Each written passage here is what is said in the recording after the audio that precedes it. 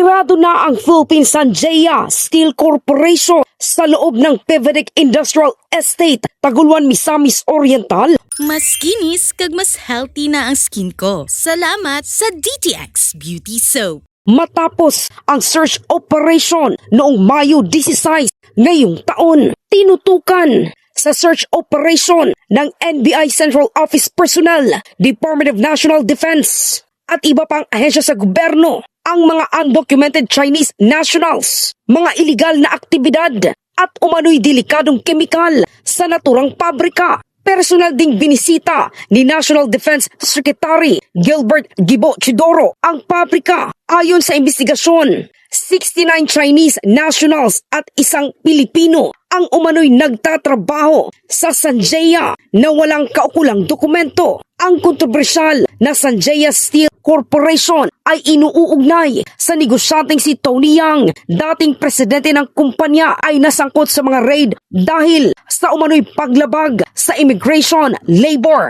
at environmental laws. Nangako naman si OCD-10 Regional Director Antonio Sugarol na tutulungan ang mga nawalan ng trabaho.